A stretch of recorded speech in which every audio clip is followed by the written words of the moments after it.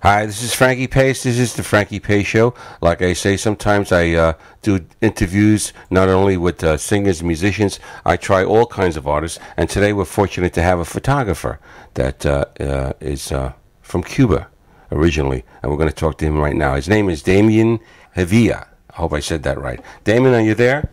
Yes, I am. Hi.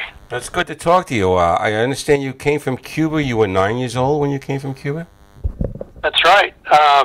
I left right before the gates fell, 1960. That must have been rough. And well, for me, it wasn't. I don't feel like it was that bad. I think I was very lucky. My father knew Castro very well and knew what he was up to, and so he bounced me out of there early. It must have been tough for them, though. My mother and father. Yeah. So then he was able to get out about a year later. Uh-huh. I was, and then I got lucky on the other end that I landed at my grandmother's house in Miami. So compared to a lot of the other horrible stories that there are out there, I really had it good. And in fact, I think that overall it's been a great basis for the rest of my life. So it's a good thing. You later met your dad. He went to Puerto Rico.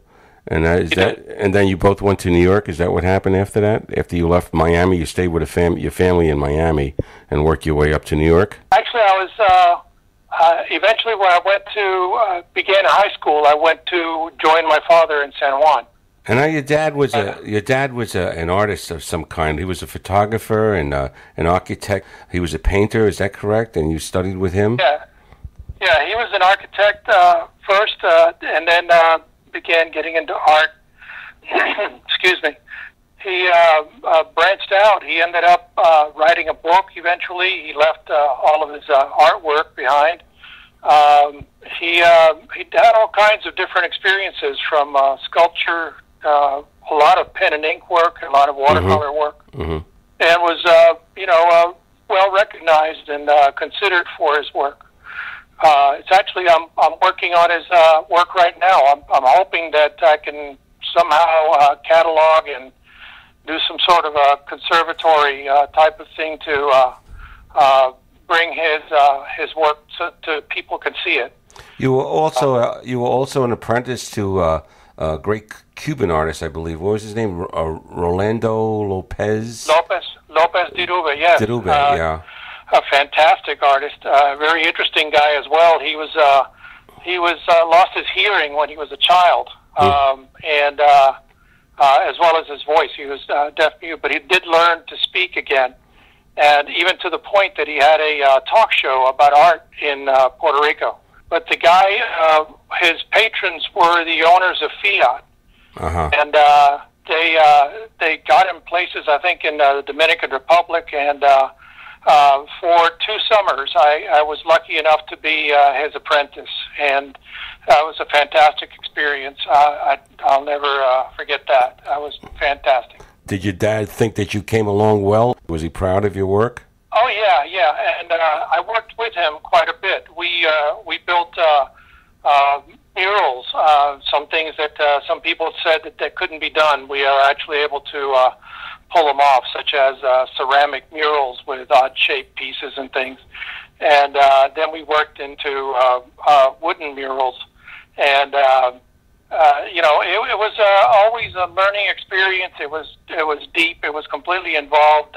The concepts of composition and light and, everything having to do with art was always part of my life. And it was a great way to grow up. I mean, I really had a great that was a great period in my life,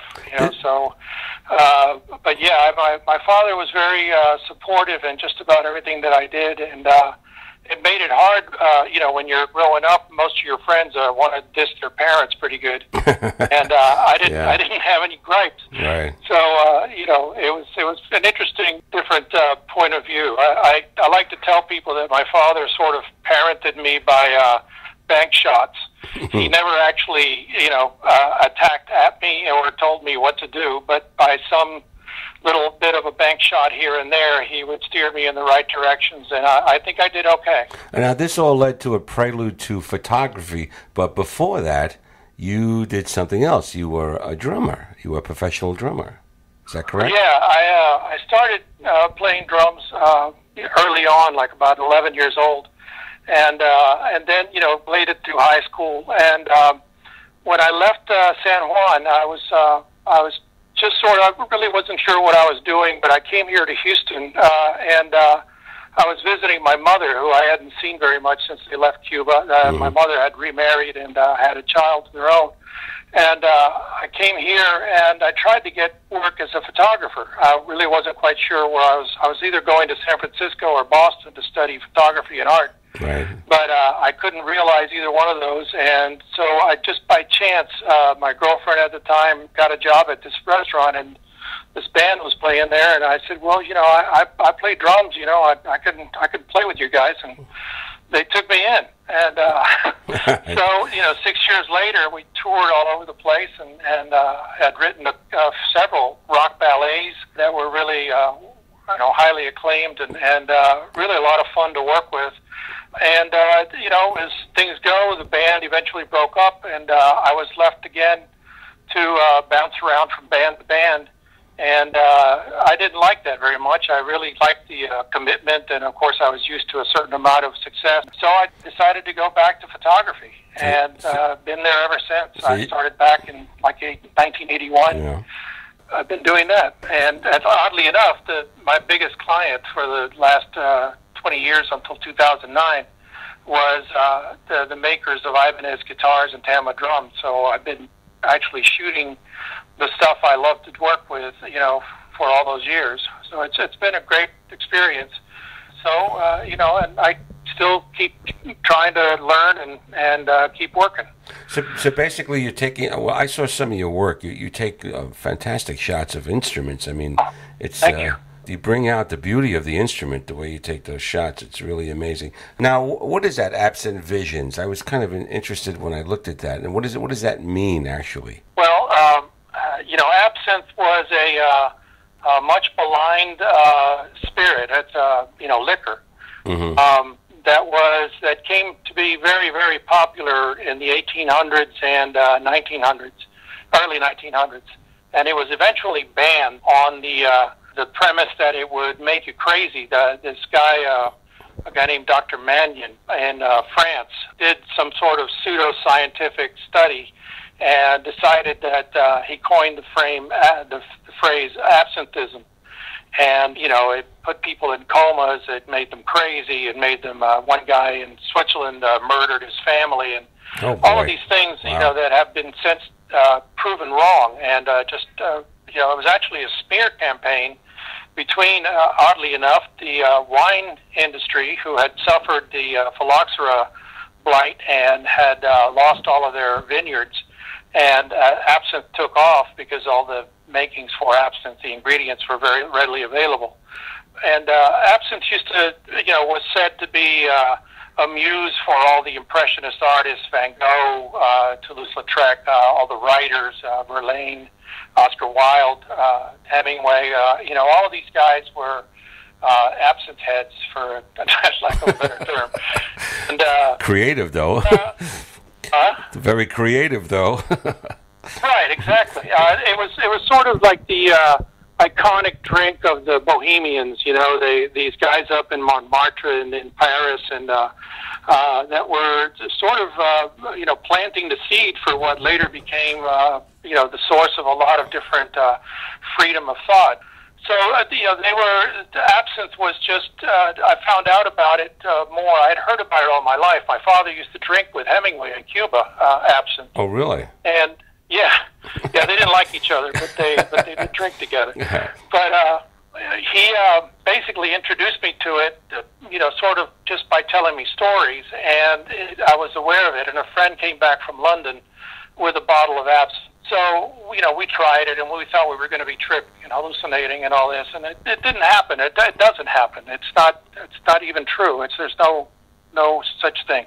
The people that got into trouble with absinthe, there was a lot of lower quality absinthes that were made. And when absinthe is made poorly, it doesn't do what's called a louche, which means that when you add the chilled water to it, you always drink it diluted. You never drink it at full strength. That the water becomes sort of an opalescent white jade color, kind of, depending on what kind of absinthe you're drinking. But when it's not good absinthe, it won't do that. So people would add bizarre ingredients like copper sulfate and things like that that would make it louche. Now, when you drank that, you could very well go into a coma, lose your sight, all kinds of crazy things. And so there were some instances like that, but they weren't drinking the real absinthe. It wasn't. It was just a bum rap altogether. And the wine people, of all people, got it hooked up with the temperance movement. So they were all against absinthe because absinthe was just selling in the hundreds of thousands of bottles a year in France back in the early 1900s. You can imagine. That stuff was flowing. The French Foreign Legion used to have absinthe in their canteens to keep their bacteria in good shape so that they wouldn't get sick while they were on their campaigns. Right. So it was. There's a lot of different things, but anyway, it was made illegal, and then of course the United States and Prohibition, and the United States followed suit. And it wasn't until 2007 when a friend actually, and Ted Bro, who finally got it, the ban lifted here in the United States, and it's now legal again. And in 2003, I got to taste that absinthe, and I just became very interested in it. And as I read more and got into more of the history, I found that it was just really visually very exciting. There was so many things that you could do with it. And so that created that first set of images that became Absinthe Visions. And then in 2010, the museum called the Southern Food and Beverage Museum in New Orleans asked me to do an exhibition there, and that was my first solo exhibition. And by then I had 25 images that I was able to put in the show, and that was there for 3 months as part of, it tied in with another event that's called the Tales of the Cocktail that has grown exponentially these years. It just celebrated its 10th anniversary. So, my opening was tied in with the opening of Tales of the Cocktail. So there a lot of people got to see it. It was really a nice experience, and so I've continued to do some more images, which is some of what you're seeing on my website. Right. And it's something that I find just really fascinating, and I still enjoy. It's not like I sit around and drink absinthe all day, but I do enjoy a glass every now and then when I have friends over and have some cheese with it. And, it's a very social thing, and it's certainly not the kind of thing you do to try to get plowed or anything, But it is really a very nice drink, and it's something that I don't think Americans really know much about. Europe has always had pastis and some other things. New Orleans is probably, I would say, the center of people that are knowledgeable about absinthe in the United States. It's I guess maybe because of the French influence. Right. But it's a great thing, and we've even held a couple of absinthe. I don't want to say educational things because it was fun. It was a party basically, but we had it for about 200-300 people, and we had a couple of them where we had the guy I mentioned before, Ted Bro, come in and talk about the history and the legalization and what absinthe is. And then we also had another historian named Jay Hendrickson that came in and spoke at both the events. Both these guys, as a matter of fact, Ted actually flew in from France for the second one. Just barely got here, by the way. but it's a great thing to sort of so that people realize that you don't go out there and do absinthe shooters or set stuff on fire and things. Right. That's all silly, marketing crap. So, it's been a basis for an excuse, if nothing else, for me to stretch out artistically. Not leaving working with Hoshino or the Ibanez and Tama people. And oddly enough, I just did a job for them the other day. So after 3.5 years, I'm back working with them. It's been a good thing, and I'm still working on those kinds of things. I like to work on conceptual topics, like something that I can take on. Right now I'm studying the oranges of rum. Not that I ever expected or planned to be the photographer of spirits in general, but it's something that I've found interesting. And so, of course, with my connections with Cuba and the Caribbean, I think that rum is a natural. And so I'm looking at maybe doing a series of shots where rum is the star in the show. Do you miss Cuba at all?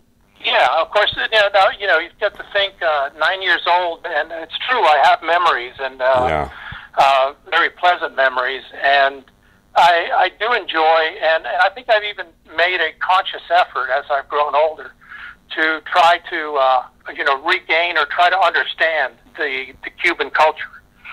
It's a very strong culture. It's a very present thing. It's in every single Cuban. My father once told me that we were raised to be wise asses, which I think is pretty cool. Because I think it's true. I mean, most Cubans have that spark.